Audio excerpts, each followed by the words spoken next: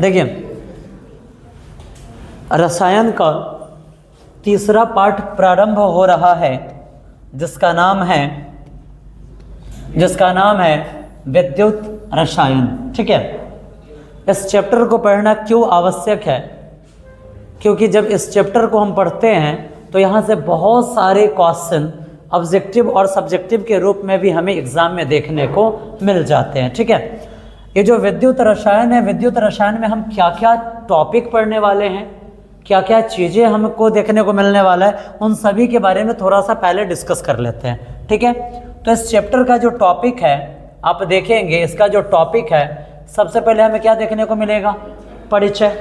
परिचय क्या होता है? तो आखिर विद्युत रसायन है क्या, उसके बारे में देखने को हमें मिलेगा। विद्युत रसायन के बारे में हम पढ़ेंगे।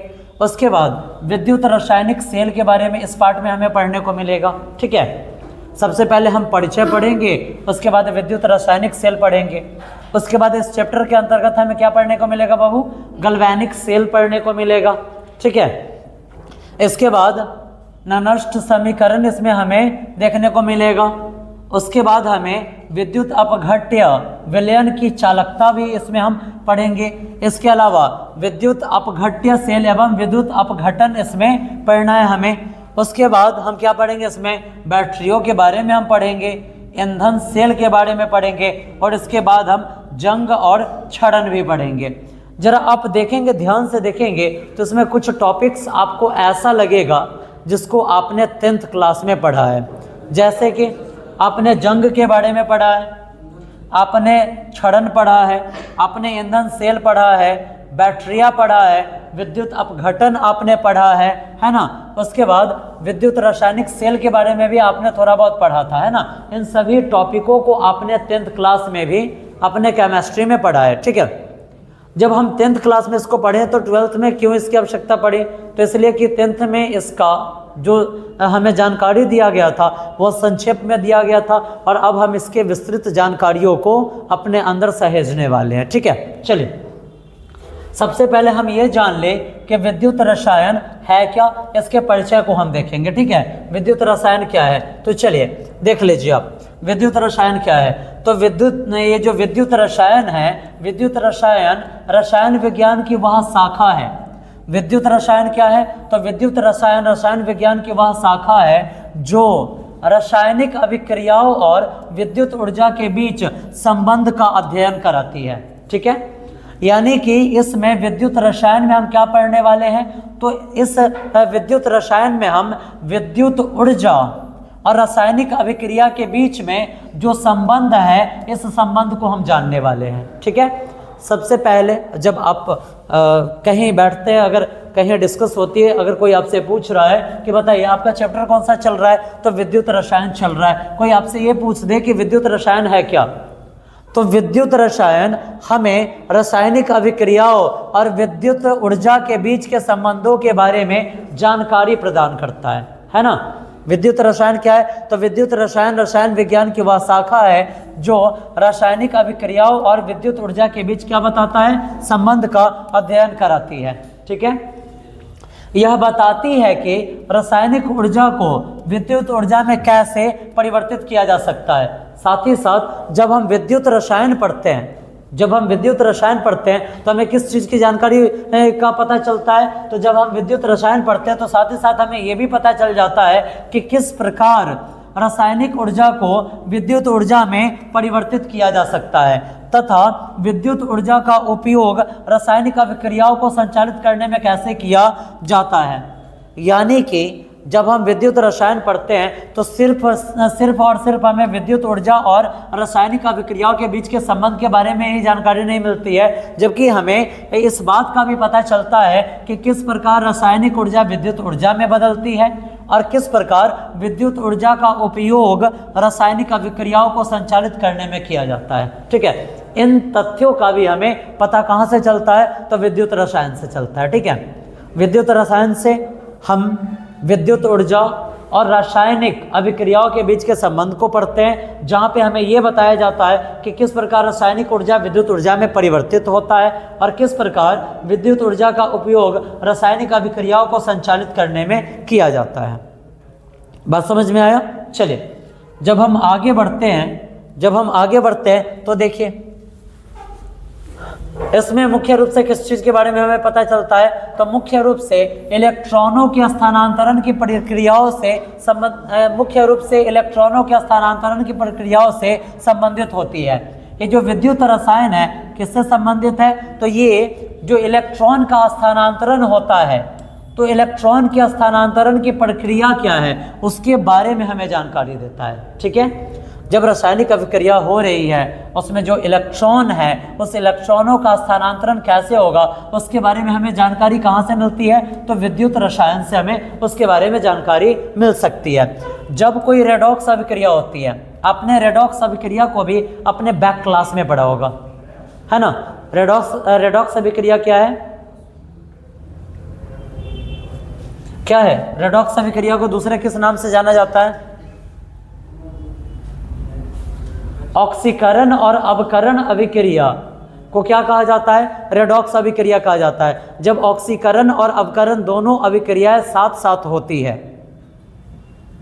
तो इस अभिक्रिया को क्या कहा जाता है, रेडॉक्स अभिक्रिया कहा जाता है। अपने इसे अपने बैक क्लास में पढ़ा होगा। जब कोई रेडॉक्स अभिक्रिया होती है यानी कि ऑक्सीकरण और अवकरण अभिक्रिया, कौन कौन सा अभिक्रिया, जब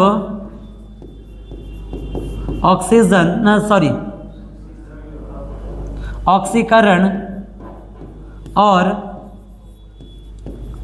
अवकरण दोनों अभिक्रियाएं साथ साथ होती है तो इसी को क्या कहा जाता है बाबू, तो इसी को आप देखेंगे, इसी को कहा जाता है कौन सा अभिक्रिया बाबू, रेडॉक्स अभिक्रिया इसी को कहा जाता है। ठीक है, बस समझ में आया। इस अभिक्रिया को हम किस अभिक्रिया के नाम से जानेंगे, रेडॉक्स अभिक्रिया के नाम से इसे हम जानेंगे। ठीक है, कहा जा रहा है यहाँ पर कि जब कोई रेडॉक्स अभिक्रिया होती है तब दो महत्वपूर्ण बातें होती हैं। जब रेडॉक्स अभिक्रिया होगा तो उसमें क्या क्या होगा, उसमें ऑक्सीकरण होगा, और ऑक्सीकरण होगा तो इसका अर्थ क्या हुआ कि जो इलेक्ट्रॉन है उसका ह्रास हुआ है, उसमें कमी आई है, यानी कि इलेक्ट्रॉन को त्यागा गया है। बस समझ में आया। जब इलेक्ट्रॉन को त्यागा जा रहा है इसका अर्थ हुआ, जब इलेक्ट्रॉन को त्यागा जा रहा है तो इसका अर्थ हुआ कि कौन सी अभिक्रिया यहाँ पर हुई है, ऑक्सीकरण अभिक्रिया हुई है। सेकंड है अपचयन, इसी को अवकरण भी कहा जा सकता है। ठीक है, जब अपचयन अभिक्रिया होगी तो इसमें क्या हुआ, इलेक्ट्रॉनों का ग्रहण हुआ। लेकिन जब इलेक्ट्रॉन ग्रहण किया जाएगा, जब इलेक्ट्रॉन लिया गया, ध्यान से समझिए, जब इलेक्ट्रॉन को लिया गया इसका अर्थ हुआ कि कौन सा अभिक्रिया है, अपचयन अभिक्रिया है। और जब इलेक्ट्रॉन त्यागा गया इसका अर्थ हुआ कि कौन सी अभिक्रिया है, ऑक्सीकरण अभिक्रिया है। ठीक है, बात समझ में आया। चलिए, जब हम आगे बढ़ेंगे तो हमें क्या देखने को मिलेगा, जब हम आगे बढ़ेंगे तो देखिए अनेक रासायनिक अभिक्रियाओं में इलेक्ट्रॉनों का स्थानांतरण एक पदार्थ से दूसरे पदार्थ में होता है ना। अनेक ऐसी रासायनिक अभिक्रियाएं हैं जिसमें जो इलेक्ट्रॉन है, इलेक्ट्रॉन का स्थानांतरण एक पदार्थ से दूसरे पदार्थ में होता है। ऐसी अभिक्रियाएं ऑक्सीकरण अपचयन अभिक्रियाएं कहलाती है। ठीक है, यहाँ देखिए, जब दो गो पदार्थ है, सपोज दैट कि कोई एक पदार्थ है ए और दूसरा पदार्थ क्या है, बी है। कोई एक पदार्थ है ए और दूसरा पदार्थ क्या है बाबू, बी है। अब ये क्या कर रहा है, अगर ये इसको इलेक्ट्रॉन दे रहा है, अगर ये इलेक्ट्रॉन का इसने क्या किया, त्याग किया, तो इसने जिस इलेक्ट्रॉन को छोड़ा वो इलेक्ट्रॉन किसके पास आएगा, इसके पास आया। तो इसने क्या किया, उस इलेक्ट्रॉन को ग्रहण कर लिया, है ना। यानी कि यहां पर जो अभिक्रिया हुई इसमें क्या हुआ, तो इलेक्ट्रॉन को त्यागा भी गया, यानी कि इलेक्ट्रॉन का ह्रास भी हुआ, यानी कि क्या हो गया, ये हो गया ऑक्सीकरण। क्या हो गया बाबू, ये हो गया ऑक्सीकरण। और दूसरे तरफ इसी में क्या हुआ, तो इसने क्या किया, यहां से जिस इलेक्ट्रॉन का त्याग हुआ उस इलेक्ट्रॉन को इसने क्या कर लिया, इस बी ने ग्रहण कर लिया, है ना। तो यहां पर जो अभिक्रिया हुई उसे हम कहेंगे अपचयन। क्या कहेंगे बाबू, अपचयन। यानी कि एक ही रासायनिक अभिक्रिया में एक ही रासायनिक अभिक्रिया में आपने क्या देखा, तो आपने देखा कि यहाँ पर ऑक्सीजन का, यहाँ पे ऑक्सीजन का त्याग भी हुआ है, सॉरी ऑक्सीजन कह रहे हैं, यहाँ पर आप देख रहे हैं कि यहाँ पर जो इलेक्ट्रॉन है, इलेक्ट्रॉन का त्याग भी हुआ है और इलेक्ट्रॉन ग्रहण भी हुआ है ना। जब एगो त्यागेगा तो दूसर का क्या करेगा, ग्रहण करेगा। तो यहाँ पर ऑक्सीकरण और अवकरण दोनों, ऑक्सीकरण और अपचयन दोनों अभिक्रियाएं हुई है। दोनों अभिक्रियाएं क्या हुई है, एक साथ हुई है, और एक साथ हुई इसलिए क्या कहेंगे, इसे रेडॉक्स अभिक्रिया कहेंगे। रेडॉक्स अभिक्रिया क्या है, तो जब अपचयन और ऑक्सीकरण दोनों अभिक्रियाएं साथ साथ होती है तो इसी को क्या कहते हैं हम, इसी को हम कहते हैं रेडॉक्स अभिक्रिया।